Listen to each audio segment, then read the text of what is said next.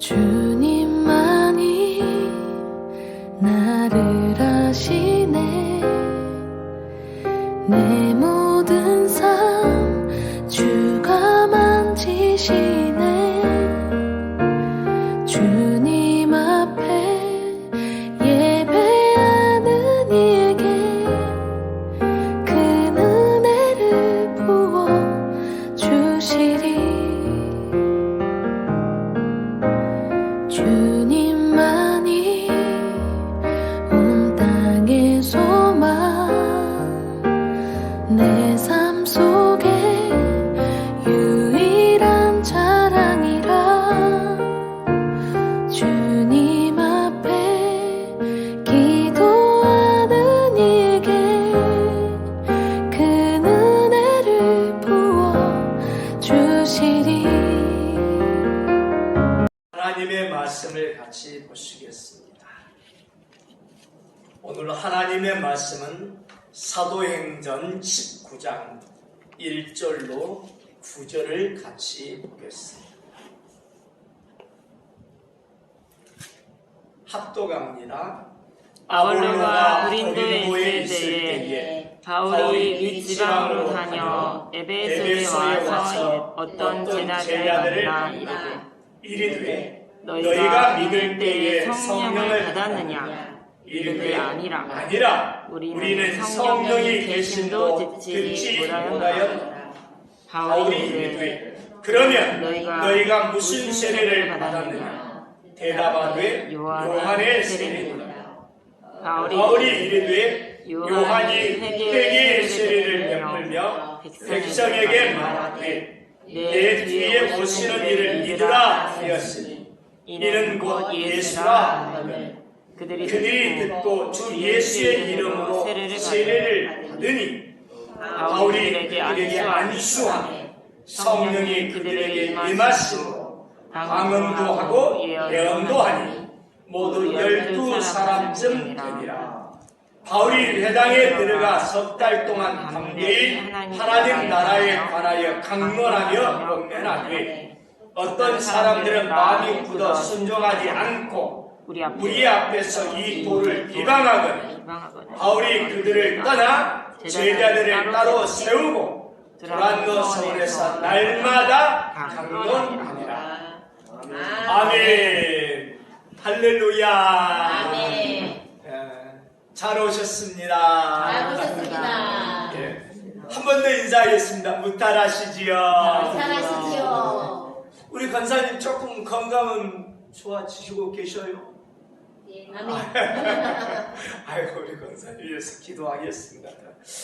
감사합니다. 오늘 말씀을 이렇게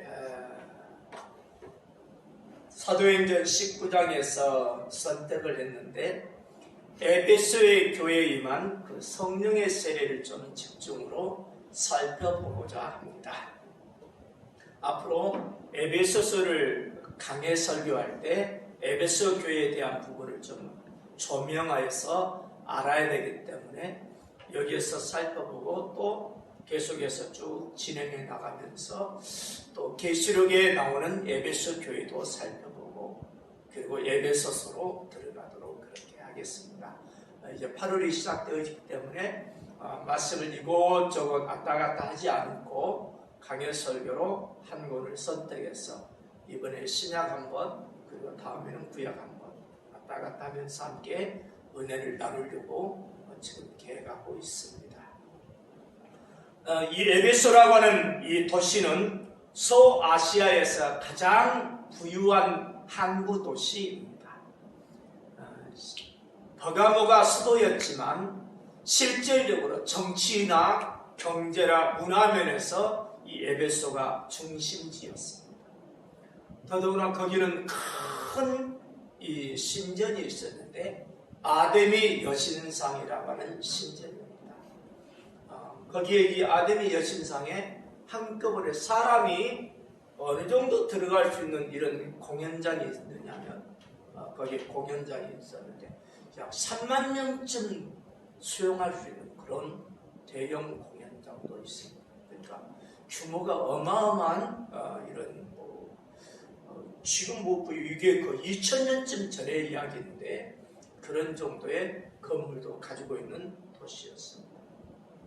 그래서 이 아담의 여신상이 있음으로 인해서 종교적으로는 미신 이 숭배, 또 우상 숭배가 번지고 로마 황제 숭배를 이렇게 아주 이렇게 많이 성행되어지는 그런 공간이 바로 이 에베소 지방입니다.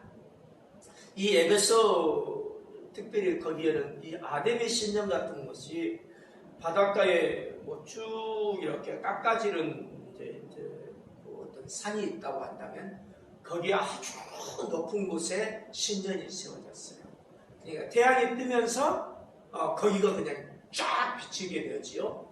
그러면서 이제 많은 사람들이 거기를 아주 이렇게 굉장히 신성시하는 이런 모습을 했어요. 그래서 그 높은 신전을 구경하기 위해서 또 이렇게 참배하기 위해서 아주 가파르게 올라가는 그런 일이 있습니다.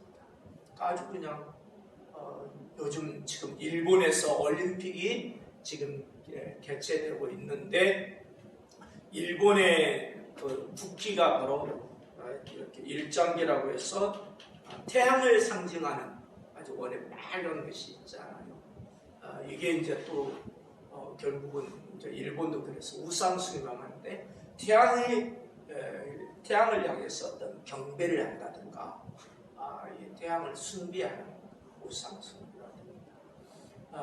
이 에베소는 태양이 뜨면서 그 여신상의 그 아주 아름다운 것이 쫙 비치고 그래서 그냥 사람들마다 우와 놀랄 정도로 이런 아주 위험이 가득한 것처럼 이렇게 느껴졌습니다. 거기에 또 황제 숭배가 아주 강조되어져서 나타나는. 그래서 이 에베소 하면 역시 아담의 신전과 또 황제 숭배 이렇게 생각하면 되겠습니다. 그러니까 우상 숭배가 가득하다는 이야기는 그만큼 도시가 조금 타락했다 이렇게 보면 되겠습니다. 바울이 2차 선교 여행의 막바지에 이르렀습니다. 고린도 지방에서 하나님의 말씀을 전하는데 거기에 브리스길라와 아굴라라고 하는 참 귀한 주 안에서의 동역자를 만나게 됩니다. 거의 한 1년 6개월 정도를 거기서 보낸 이후에 또 로마 황제의 교회 핍박을 피하여서 이제 점점 나오는 중에 에베소에 잠깐 들리게 됩니다. 이 에베소에서 브리스길라와 아굴라를 머물게 하고 사도 바울은 다른 루트를 통해서 이제 안디옥 교회로 귀환하게 되어지죠.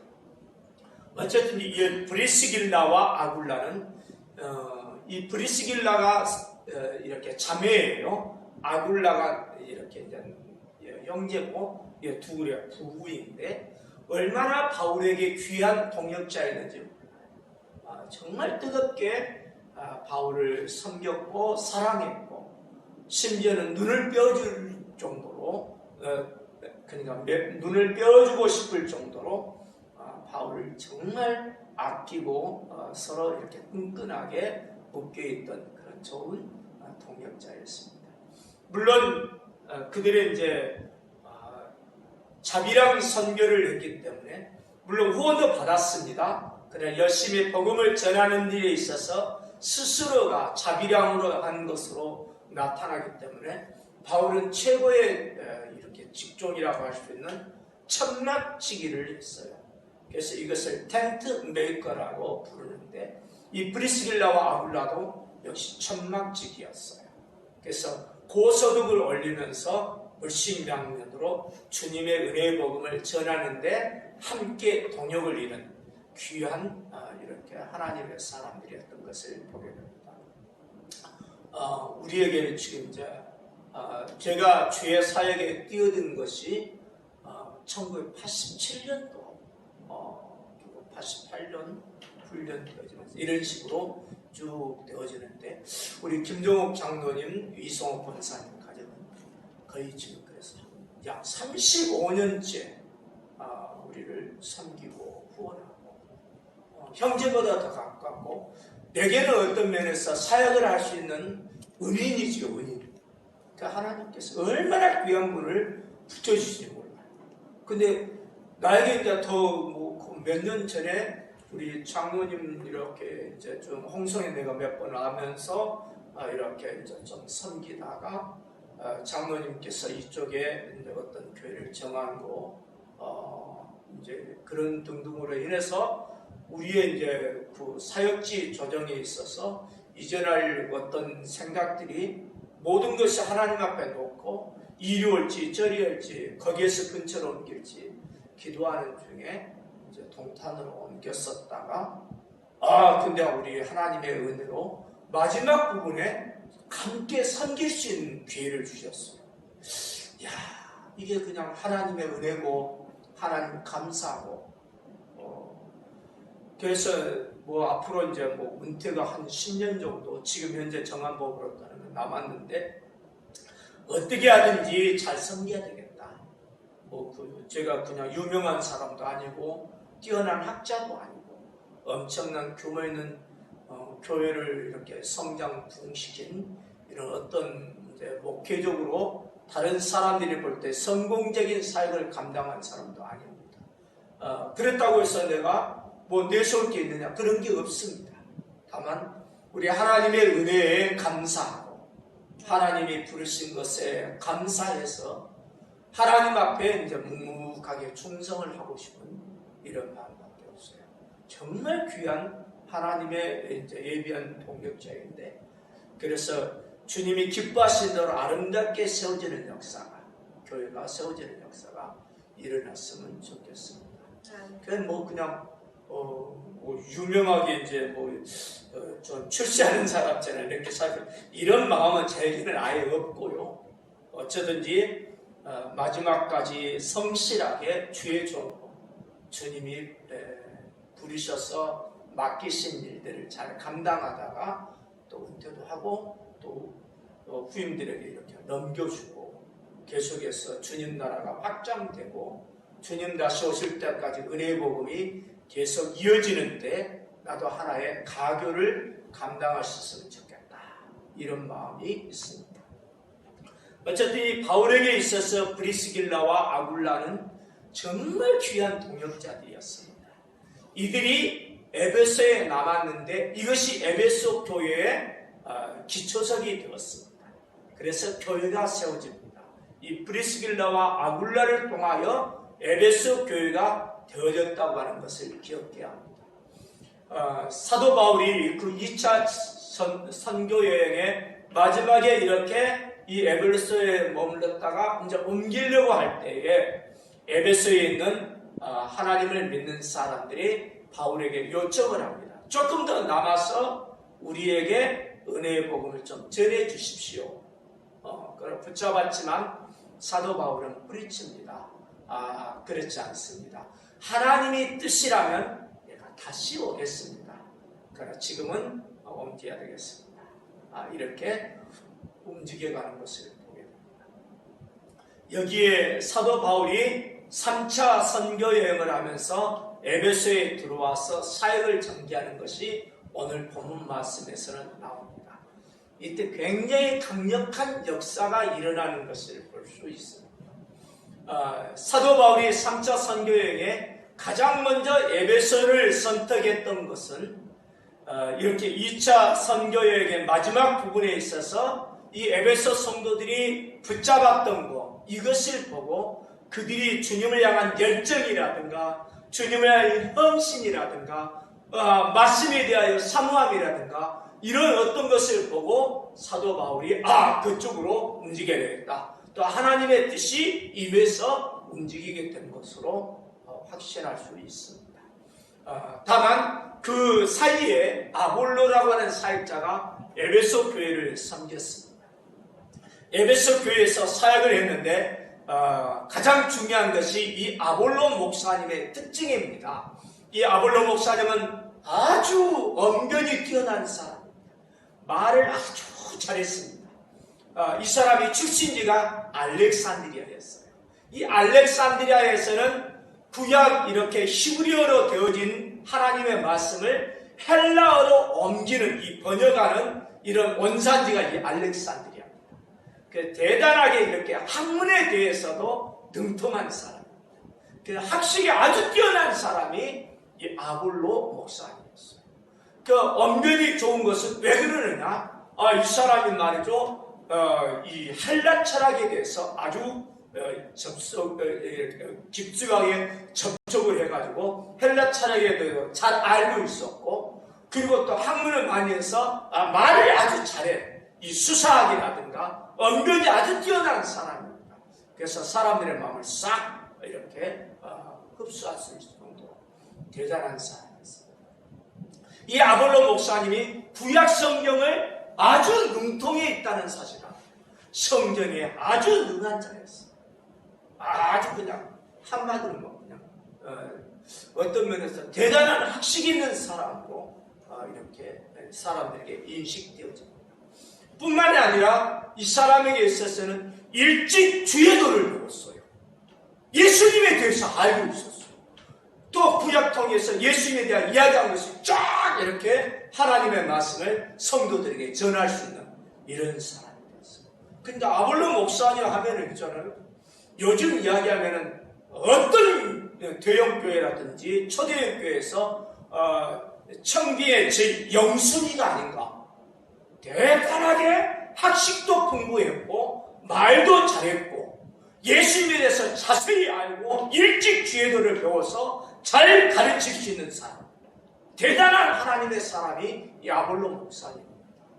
심지어는 이 사람이 잠시 이후에 이제는 에베소 사역 마친 이후에 저 고린도 지역으로 가게 되는데, 고린도 전서라든지 이런 데서 보면 사도 바울이 편지를 보내요. 이때 아볼로 이야기가 나와요. 이 아볼로가 어떠냐? 나는 심었고 아볼로는 물 주었고 이럴 정도로 대단하게 나는 아볼로에게 속했다, 나는 게바에게 속했다, 이런 등등 할 정도로 이 고린도 교회에서는 이 아볼로 목사님을 지지하는 사람이 얼마나 많았는지 몰라요. 지정 세력이 압도적으로 많을 정도로 이 아볼로 목사님은 인기를 누리고 있었다. 이렇게 보면 되겠습니다. 이 아볼로 목사님이 얼마나 훌륭한 사람인지 나는 이 사람을 평가 잘하고 싶은 마음은 없습니다. 정말 뛰어난 언변을 가지고 있는 사람이고 하나님의 말씀을 정통에 있어서 아주 능한 사람, 그리고 일찍 예수님 그 주의도를 배웠고 예수님에 대해서 자세히 가르치는 아주 귀한 하나님의 사람이었습니다. 근데 여기에 오늘 본문은 읽지 않았지만 사도행전 18장에 이렇게 하반절에 보면 어떤 부분이 나오느냐면 요한의 세례만 알았더라, 이 표현이 나와요. 그러니까 아볼로 목사님 너무너무 훌륭한 귀하신 분인데 참 안타까운 게 하나, 아쉬운 점이 하나, 참 부족한 면이 하나 있는데 이것을 성경이 지적하기를 뭐라냐, 요한의 세례만 알았더라, 알따름이라 이렇게 이야기합니다. 25절에 그렇게 나와 있죠. 그래서 이분이 아주 설교도 잘하고 가르치기도 잘하고 예수님에 대해서 정확하게 알고 성경도 잘 알고 모든 부분에 뛰어났는데 조금 아쉬움. 그게 요한의 세례만 알따름이라 여기에서 나타납니다. 우리 모든 사역자가 그렇습니다. 좀 완벽한 사역자가 되었으면 좋겠다. 이게 다 하나님 앞에 소원이지요. 그러나 이 세상에 완벽한 사람이 없어요.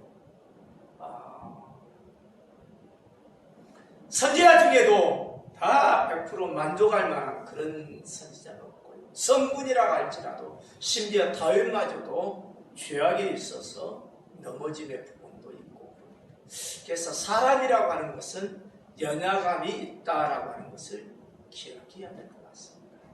아볼로 목사님의 좀 아쉬운 점, 요한의 세례만 알따름이라. 이것을 말씀을 드렸던 브리스길라와 아굴라는 금방 알아채지요. 왜 그러냐? 사도 바울과 동역자로 함께 사역을 했었고, 함께 일하고 있었고, 함께 지내고 있었고, 사도 바울을 통한 말씀을 충분하게 받아들였기 때문에 금방 드러나는 거예요. 이분에게 조금 부족한 부분이 있구나. 그래서 이 브리스길라와 아굴로 목사님을 집으로 초청해가지고 하나님의 도를 자세하게 풀어서 가르치는 그런 일이 일어납니다. 이 아굴로 목사님이 나 이렇게 이제 고린도 지역 쪽으로 이렇게 가겠다 이런 등등으로 이야기해서 이제 그쪽으로 가가지고 아굴로 목사님은 그 위에 에베소를 떠나서 이 고린도 지역 여기에서 굉장히 강력한 목회를 하시는 귀한 분으로 성경은 소개되고 있습니다.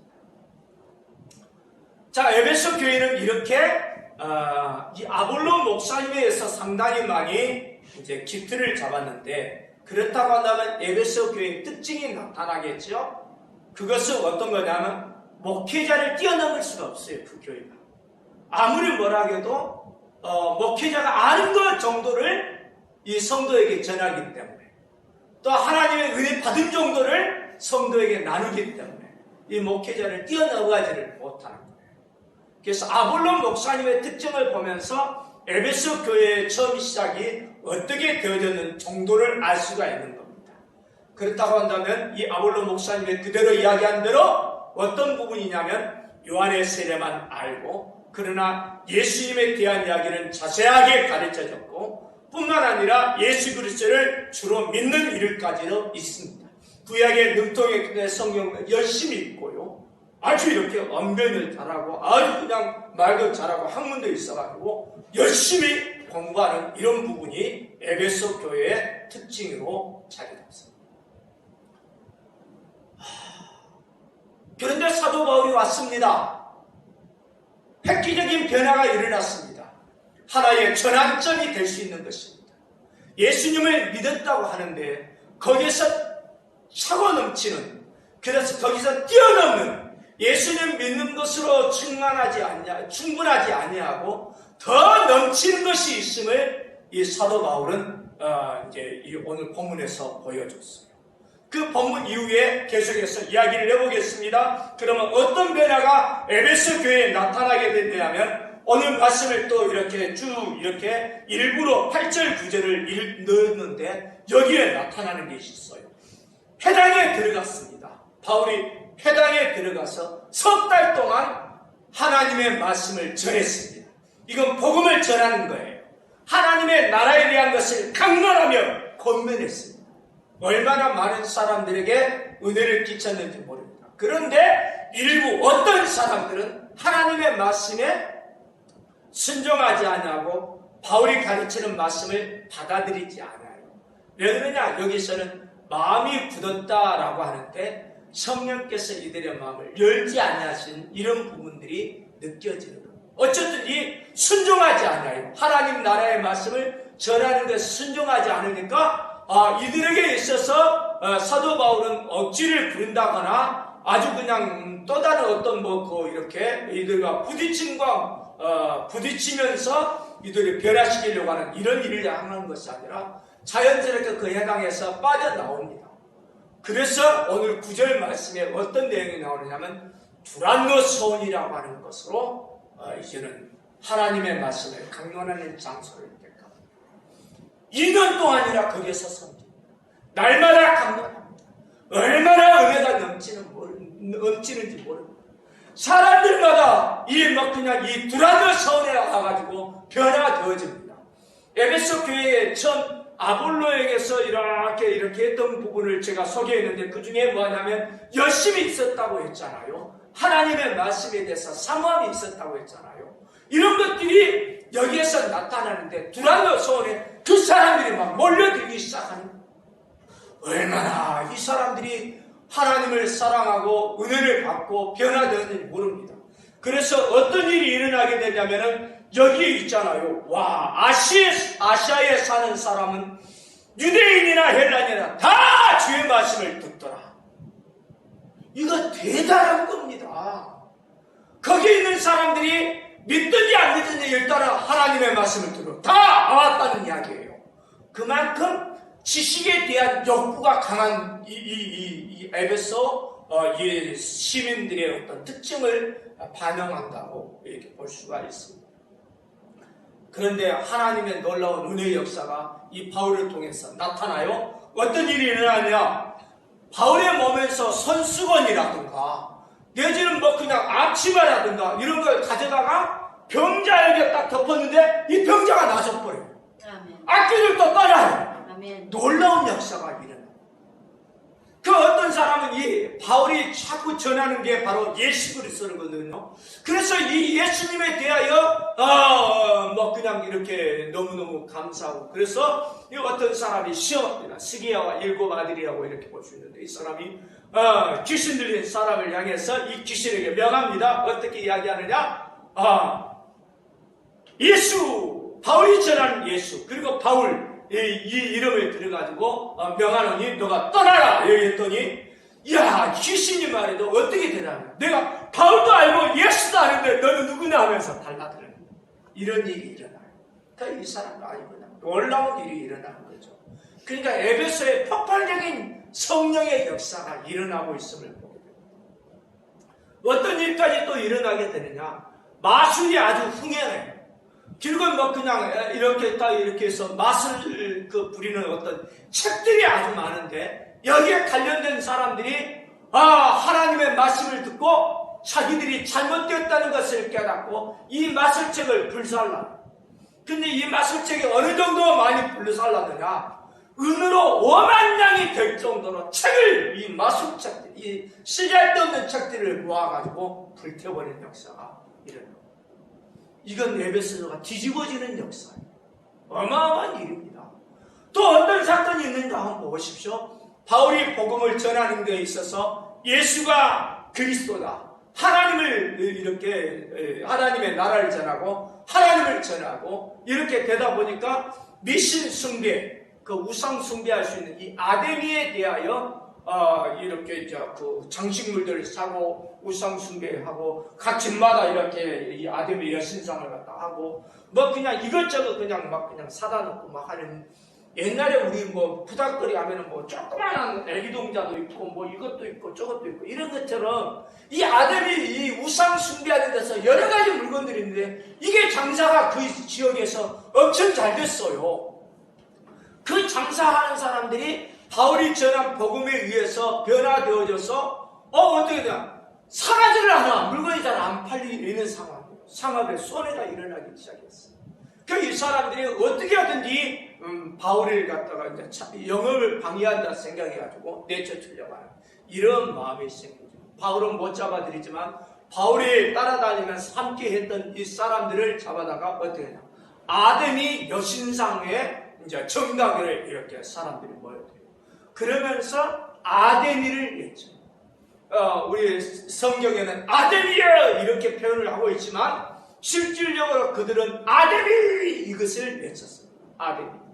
이걸 어느 정도 외치느냐? 뭐 그냥 이 에베소 도시 전체가 욱신거릴 정도로 사람들마다 우르르 하고 몰려들기 시작하니까 그게 마치 블랙홀처럼 사람들을 빨라들였어요. 그 정각으로. 무슨 영문이도 모르고 무조건 아데미야 하니까 아데미 하니까 막 사람들 하는데 이게 그냥 거의 온종일 정도, 하루 정도를 이렇게 아데미를 외치는 그런 일입니다. 도시 전체가 아데미 하면 막 그냥 다 움직일 정도의 그런 움직임이 될 수 있었다. 이 아데미 이름. 그런데도 거기에서 결국은 사도 바울 같은 경우에 있어서는 무슨 해를 줬느냐, 무슨 뭐 영을 당했냐, 전혀 이렇게 해야 될 것 없다, 죄가 없다. 그래서 사도 바울은 전혀 이렇게 에베소에 있어서 사역하는데 지장을 받지 않았던 것을 보게 됩니다. 이 두란노 서원에서 2년 동안 이렇게 강론을 하면서 얼마나 많은 사람들이 와가지고 뒤집어졌는지 우리는 알 수가 있는 대목이 이런 겁니다. 사도 바울은 잠시 다른 지역으로 이제 선교여행을 했다가 이제 예루살렘으로 또 이렇게 가게 되는데, 그 여정에서 에베소를 들렸다 가게 되어지면 시간이 지체할 것을 알고 이 에베소 장로님들을 밀레도로 초청을 합니다. 그래서 밀레도에서 사도 바울은 일종의 고별 선교처럼 말씀을 전합니다. 이게 사도행전 20장에 기록되는데, 그 뒤에 특별하게 중요한 일, 하나님께 받은 사명을 내가 마치려면, 그러니까 이 사명이 어떤 거냐, 하나님의 은혜 복음을 증거하는 일을 마치려면 나의 생명도 조금도 귀한 것으로 여기지 아니하는다. 그러면서 담대하게 하나님의 말씀을 전하기 위해서 이렇게 예루살렘을 향하여 진행해 나가는 것을 봅니다. 여기에 우리는 좀 생각을 해야 될 게 이 에베소 교회가 얼마나 큰 영향을 끼쳤는가를 알아봐야 됩니다. 뭐 이제 선변 목사님께서는 실제 이제 그 에베소 도시가 한 50만쯤 되어졌다. 뭐 이런 이야기할 정도로 이야기 되어지면서 또는 어떤 분은 뭐 그냥 성도가 뭐 50만에 이르지 않았나 이런 정도까지 이야기하는데 저는 그건 이제 너무 이제 어떻게 추산을 해볼 수 있는 상황이 아니니까 말을 제대로 못하겠습니다. 다만 조그만 교회는 아니었다. 규모가 어마어마한 교회였고 엄청나게 많은 사람들에게 영향을 끼쳤다. 에베소 도시 전체를 움직일 정도로 그렇게 또 소란하게 하고 또 그 정책의 방향을 움직일 만한 그런 영향을 끼치는 교회로 에베소 교회는 자리 잡았다. 이렇게 볼 수가 있습니다.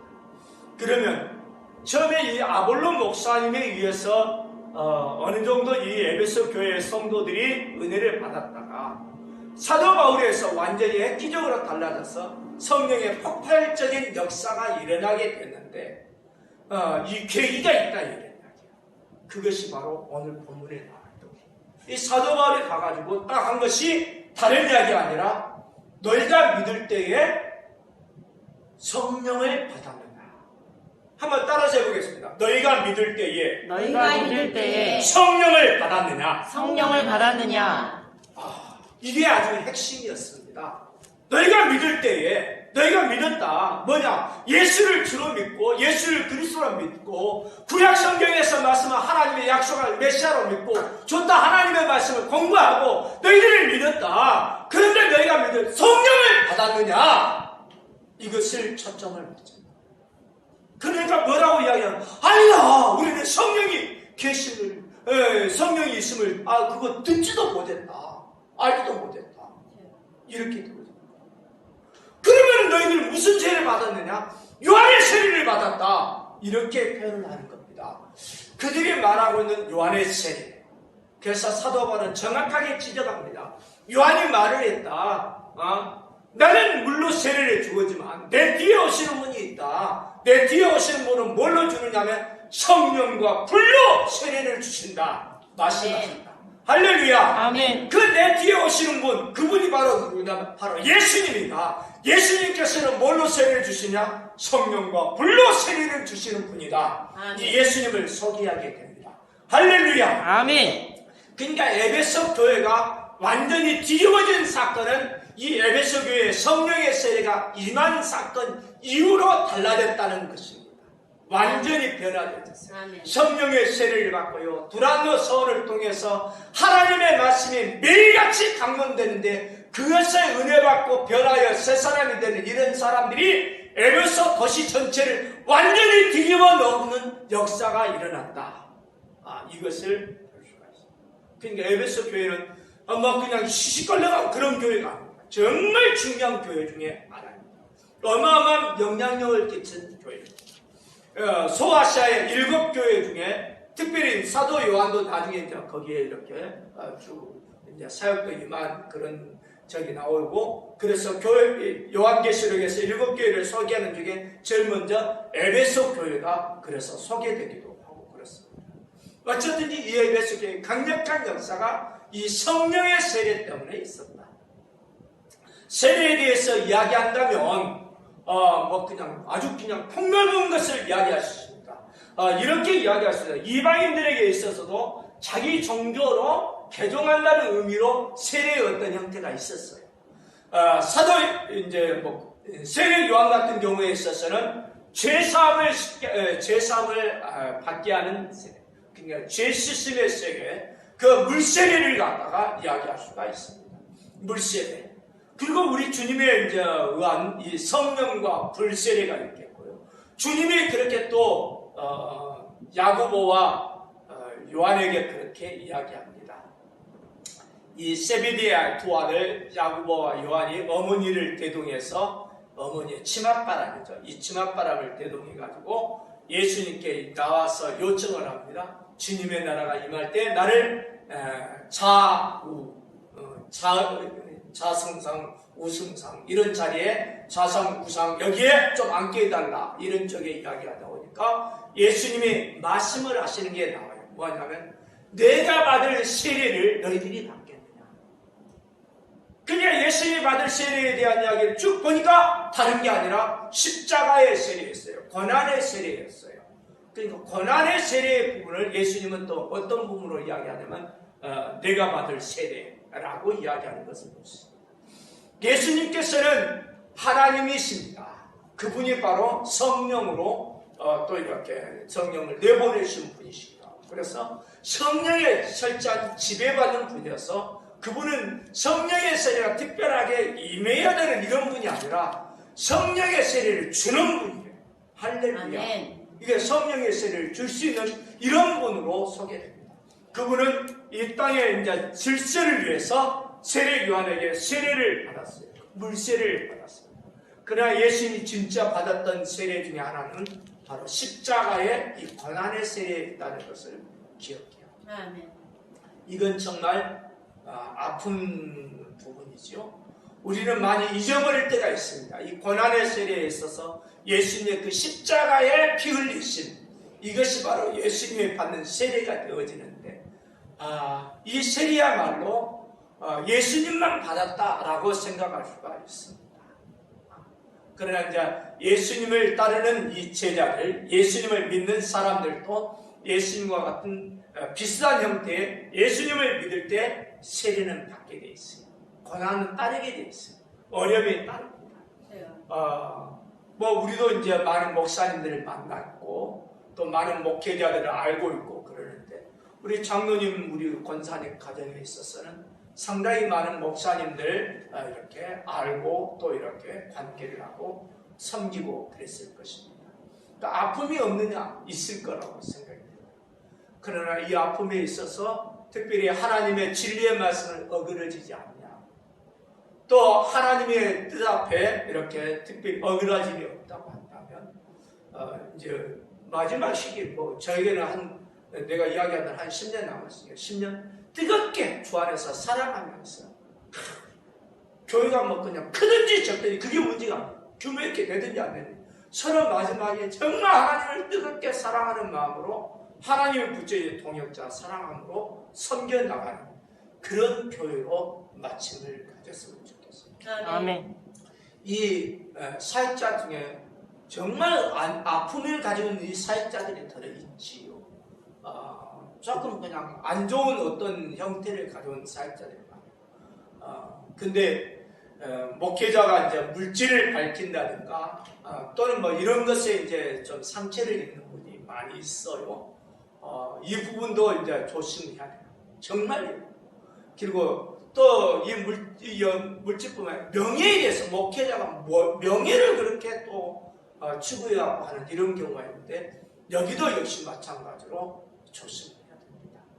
그런데 이 목회자가 또 이제 한 가지 있다면은 뭐 그냥 이제 성년들이 다 되어가니까 이런 이야기를 해도 될지 모르지만 배고프면 밥을 먹게 되는 이 식욕이 당기듯이 건강한 남자, 건강한 여자 이렇게 장성한 성년이 되어지면 우리에게 하나님께서 만들어주신 이상한 욕구 중에 한 성욕이라고 하는 것이죠.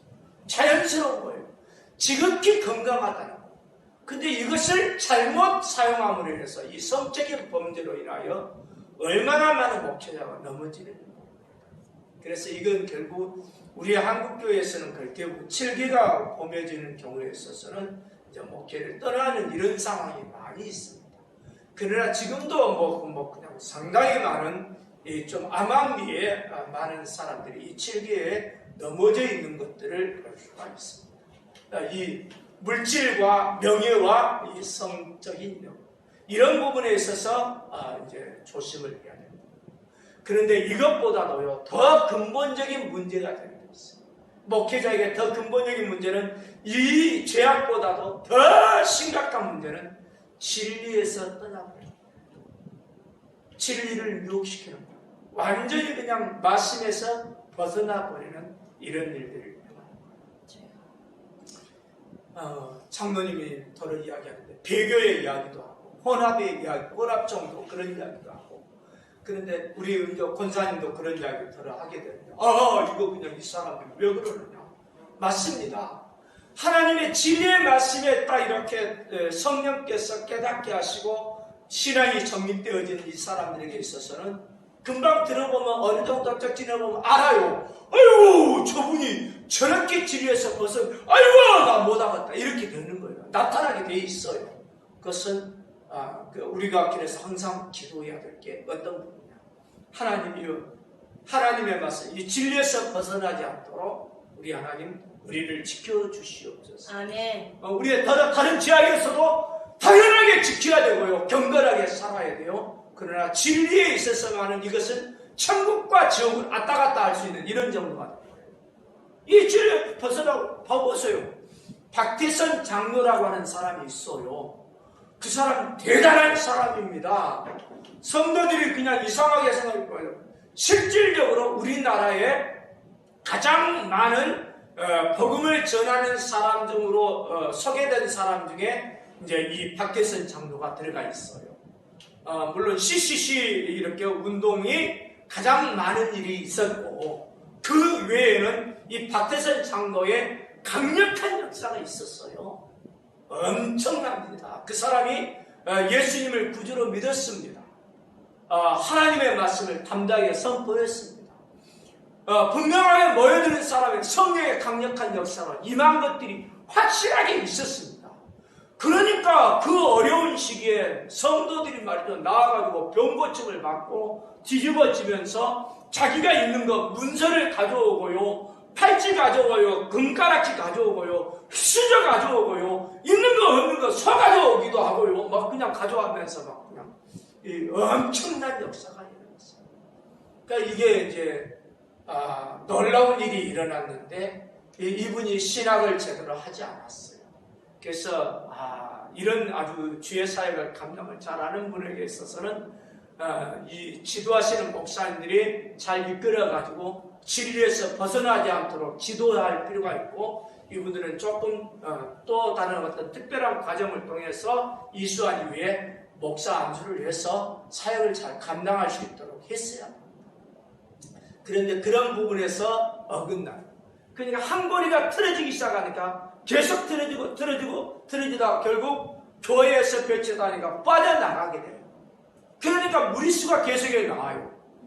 자기를 따르는 사람 많이 있어요. 물질이 많아요. 대단한 능력이 나타나는 것 같아요.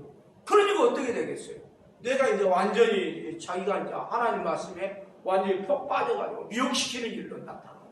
내가 감람나무다 뭐 이렇게 이야기하고 내가 천부다 뭐 이런 식의 돼버리고 뭐 그냥 이상한 이제 뭐 그냥 성령이 오셨네 이런 찬양도 말이죠. 감람나무 오셨네 이렇게 자기를 이렇게 불러갖고 자기를 갖다가 완전히 시켜가고 완전하게 이 전도관 이단으로 바뀌어버려요. 진리를 벗어나니까 한 고리 한 고리 틀어지니까 싹 벗어나버려요. 이 안타까움. 그러면 그 사람을 통해서 그렇게 은혜 받았던 그 사람들이 빠져나오면 좋은데 거기에 그대로 남을 때 전도관으로 얼마나 많은 사람들이 이 영이 그 정말 어떤 면에 침탈을 당했다고 이야기할 수 있는데 영이 그렇게 병들어 버리고 영이 그냥 그렇게 잘못된 것으로 미혹돼 버리고 영원한 멸망으로 가게 되는 이런 일이 안타까운 일이잖아요. 얼마나 그냥 참 안 좋은 일이 일어나요. 제가 이렇게 대학생을 지도할 때가 있었습니다. 어떤 학생이 군대에서 예수님을 믿게 됐는데 거기에 이제 하필이면 한 사람이 베레아에서 훈련되어진 사람이 거기 와갖고 복음을 전했어. 그래가지고 이제 거기에서 예수님을 믿게 됐어. 그래서 이 사람이 나올 때 첫 복음을 받았던 데는 그 베레아에서 배웠던 것을 배웠던 사람. 그런데 그냥 바른 정통교를 하니까 나에게 처음 복음을 전해준 사람 이것을 틀을 깨지 않으려고 베리아를 떠나지 못하는 이런 부분이었어요. 지적을 해주고 알려주고 깨닫게 해도 안 바뀌는 거야. 결국은 내버려 둘 수밖에 없는 상황이 되었어요. 여기에 브리스길라와 아굴라를 통해서 아볼로 목사님은 그야말로 브리스길라와 아굴라에게 비교하다 보면 아볼로 목사님은 공부를 아주 많이 한 사람이라니까요. 아주 똑똑한 사람입니다. 대단하게 훌륭한 학자이고요. 말도 아주 잘하는, 공부도 그냥 아주 끝내주게 해주는, 그리고 성경보다 잘 가르치는 대단한 유능한 분이세요. 브리스길라와 아굴라는 그렇게 그냥 뛰어난 존재가 아닌 것 같아요. 아볼로 목사님에 비해서는. 그런데 이분들이 아볼로 목사님에게 가르쳐요. 그 아볼로 목사님이 어때요? 대단하게 마음이 받아들이잖아요. 수용하잖아요. 변화가 되어버려요. 아멘. 할렐루야. 아멘. 아멘. 어리겐이라는 목사님이 있어요. 대단한 목사님이십니다. 이 사람이 얼마나 학자가 대단한 학자인지 그냥 구약 성경뿐만 아니라 구약 성경을 여러 나라 말로 이렇게 번역하는 6개 나라 말로 라틴어도 있고 헬라어도 있고 이렇게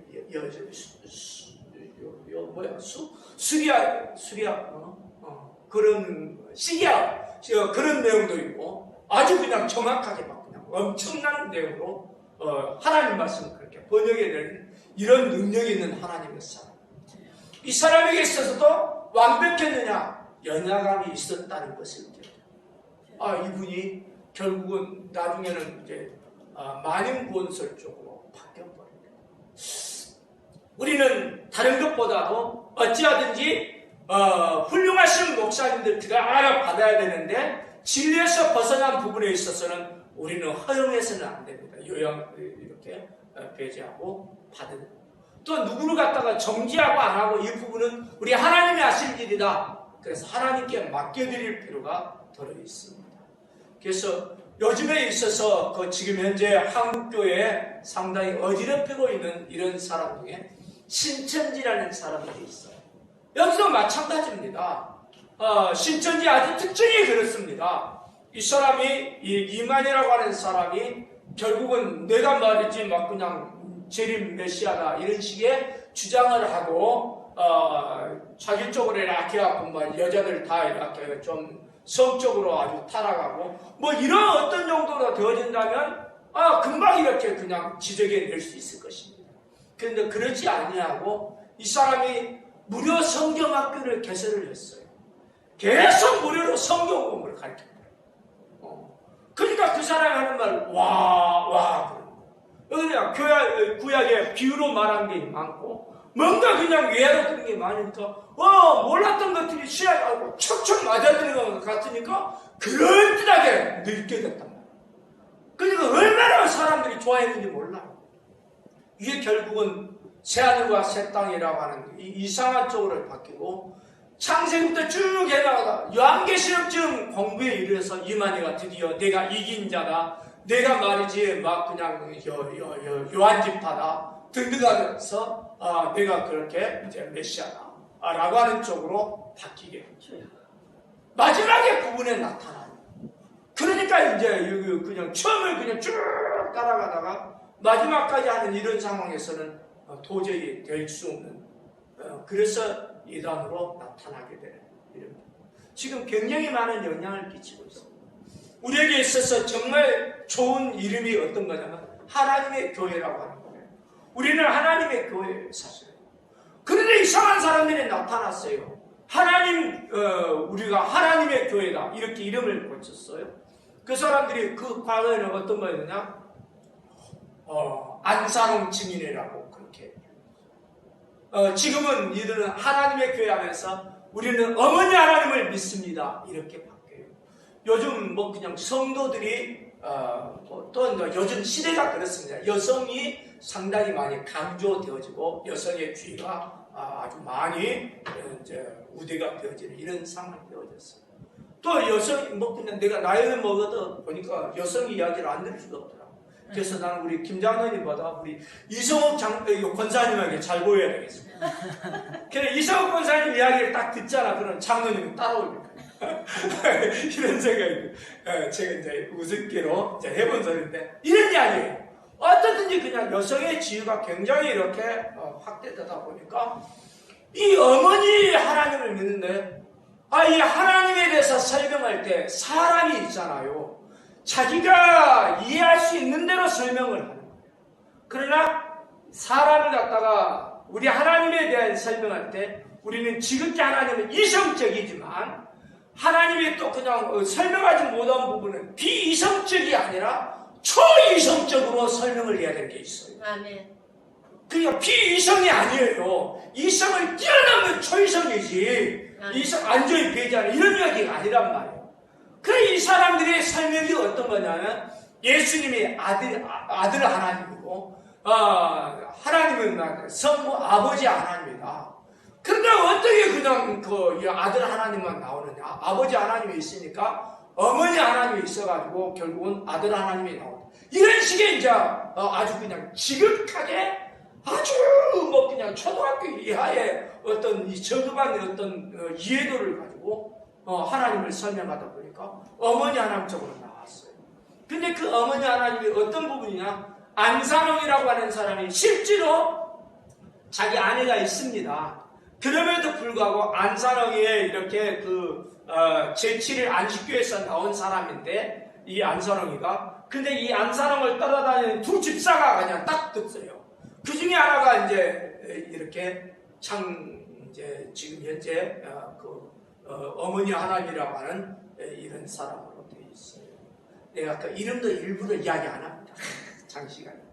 어쨌든 이 사람들도 이 두 여자 집사도 사실 가정이 있는 사람들이었는데 결국은 이 안산에 다니는 이 이단 교회에 아주 직접적으로 연관되다 보니까 거의 아내처럼 일을 했어요. 그러고는 나중에는 결국은 실제로 이렇게 이 안산홍의 아내라든가 자녀라든가 있는 그 죄하고 이들에게 있어서는 육신의 뭐 부부라고 한다면 이 이제 장 씨는 이거 그냥 이 안산홍이가 영적인 부부다. 내가 하나님 아버지다. 그런데 이 내가 나하고 결혼했던 이 영적인 아내는 이 장씨 이 사람은 하나님 어머니다. 이렇게 되어지는 거예요. 그래서 우리는 하나님 어머니를 믿습니다. 그래 이 장씨가 죽으면 또 누구를 갖다가 내서 뭐라고 이야기할지를 참 궁금해요. 엄청난 역사가 이제 이단의 역사로 막 그냥 탁 뿌리가 내려가는데 지금 현재 그래서 진리에서 애국되어 버리는 일들이 일어납니다. 사랑하는 성도님들 조심해야 됩니다. 이것이 진리에서 벗어나게 되어지는 사람은 용납할 수가 없습니다. 아멘. 그 진리를 벗어나지 아니한 다른 상황에서 연약함이 있을 때 우리는 기도로 돕고 권면하고 또 이렇게 충고도 하고 같이 그냥 하면서 어떻게든 이겨낼 수 있도록 만들어가야 돼요. 아멘. 할렐루야. 아멘. 이게 이제 우리에게 필요하다. 라고 생각이 되어집니다. 이 브리스길라와 아굴라는 아볼로 목사를 이렇게 잘 섬겼고 사도 바울은 정확하게 브리스길라나 아굴라를 잘 지도할 수 있는 사람이 되었고 이 두란노를 통해서 강력한 역사인데 성령의 세례를 통하여 이 사람들이 뒤집어지면서 결국은 이 에베소에 강력한 영향을 미치는 교회가 됐다. 이렇게 이제 하나님의 말씀을 통해서 알 수가 있습니다. 그러면 이 성령의 세례 간단하게 이야기해 본다면 다른 이야기보다도 사도 베드로 같은 경우에 있어서 마태복음 16장에 보면 예수님을 향해서 주는 그리스도시요 살아계신 하나님의 아들입니다 라고 예수님을 구주로 믿는 분명한 신앙 고백을 했습니다. 주님이 이것을 인정하고 얼마나 기뻐했는지 모릅니다. 넘치게 복을 줍니다. 시몬아 너 복이 있다. 이것을 알게 한 것은 육신의 아버지 하나님 아버지가 너 알게 해주신 거다. 내가 천국 열쇠를 너에게 주노라 뭐 하면서 막 그냥 엄청나게 복을 이렇게 축복해 주셨습니다. 베드로에게 사상의 최고의 날이 될 수 있었습니다. 그러나 잠시 후에 십자가의 고난을 이야기할 때 이 베드로는 그리 말라고 막다가 결국 넘어진 적이 있습니다. 어쨌든지 내가 요점을 이야기하는 것은 이 베드로 같은 경우에서도 예수를 주라 그리스도라 믿고 있었다는 것이에요. 그러니까 구주로 믿었어요. 구원이 임했다는 것이에요. 그러나 성령의 세례는 그때 임하지 않아요. 제자들의 경우에 있어서 그래서 결국 예수님이 말씀하십니다. 부활하신 다음에 부활하신 모습으로 나타나고 숨을 내쉬어요. 성령을 받아라. 역시 그들이 성령을 받지 않았다고요. 받았을 것입니다. 그럼에도 불구하고 주님이 마지막 승천하시면서도 이야기하실 때 요한은 물로 세례를 주었거니와 너희는 몇 날이 못되어 불과 성령으로 세례를 받으리라. 할렐루야. 아멘. 아버지의 약속하신 것을 그래서 기다리라. 불과 성령으로 세례가 임한다고 하는 것을 분명히 기다리라고 말씀했습니다. 사도행전 2장에 오순절날 강하게 급하고 강한 바람 같은 것이 임하여서 비둘기 형상의 모양으로 또 이렇게 각 사람 위에 불에 이렇게 그냥 불의 혀처럼 이렇게 하는 것들이 임하고 그러면서 성령의 강림의 사건, 성령으로 세례받는 역사가 일어나게 됐어요. 할렐루야. 아멘. 그러면 제자들의 경우에 있어서 예수님을 믿어서 구원받은 것이 있습니다. 누구든지 성령이 아니고서는 예수를 주라 시인할 수 없느니라. 아멘. 분명히 성령으로 말미암아 이들이 예수님을 구주로 고백해서 구원받은 역사가 일어난 겁니다. 할렐루야. 아멘. 부활하신 예수님께서 성령을 받으라. 성령을 받았습니다. 그럼에도 불구하고 성령의 충만한 세례 같은 것은 임하지 않았습니다. 오순절에 임했다는 사실입니다. 할렐루야. 아멘. 성령이 임하시면 예루살렘과 온 유다와 사마리아 땅 끝까지 내 증인이래야 주님이 말씀하셨습니다. 이와 마찬가지로 점점 성령의 세례가 강력하게 역사하고 있는 것들을 보게 됩니다. 이 오순절의 성령 역사 이 다음에 어떻게 되느냐, 사마리아에도 하나님의 말씀을 받았다라고 하는 이야기를 들어요. 베드로와 요한이 내려가서 점검합니다. 아이고 이들이 바로 하나님의 말씀 예수님을 구주로 믿어요. 구원이 있어요 없어요? 그러면 있어요. 있다는 거예요. 그런데 이들에게 기도했더니 또 아이고 성령께서 강력하게 임하여서 성령의 세례가 이 사마리아 교회에 임하게 됩니다. 사도행전 이제 이렇게 뒤로 이렇게 넘어가면 이제 10장 정도에 보면 로마의 백부장 이 고넬료라고 하는 사람의 하나님의 은혜가 임해요. 얼마나 유대의 해당을 갖다가 위해서 수고하고 애쓰고 하나님의 백성들을 섬겼는지 몰라요. 그런데 그 사람이 하나님의 이제 성령의 지시를 받아서 베드로를 초청합니다. 베드로가 이렇게 와가지고 말씀을 전하게 되어집니다. 이때 어떠냐? 성령의 세례가 임해버립니다. 이때 이 사람들에게 예수의 이름으로 세례를 또 주게 됩니다. 그래서 이 로마의 경우에 있어서 이렇게 예루살렘에서 그리고 사마리아, 로마 이렇게 점점 퍼져나가면서 계속해서 모든 땅에 온 땅 끝까지 복음을 전하게 되어지는 속에 성령의 세례가 강력하게 임하는 것들이 소개되고 있는데 이 에베소 교회도 역시 마찬가지입니다. 예수님을 믿어요. 구원이 있어요. 그럼에도 불구하고 사도 바울의 어떤 분에서는 너희들이 믿었다. 근데 믿을 때 성령을 받았느냐? 이걸 물어보요. 그래서 성령의 세례와 확실하게 다르게 설명하고 있는 것을 보게 됩니다. 이들이 세례 요한의 세례를 받았습니다. 그러나 이 사도 바울은 다시 주 예수의 이름으로 세례를 베풉니다. 이것이 무슨 차이가 있는가? 그건 잘 모르겠는데 어쨌든지 우리 요즘에 있어서 우리는 예수의 이름으로 물세례도 받아요. 할렐루야. 아멘. 성령의 세례가 그 즉시 임했는지 그 이전에 임했는지 앞으로 임하게 되는지 그건 잘 모르겠지만 성령의 세례와 물세례는 확실하게 구분되어져 있는 것을 볼 수가 있습니다.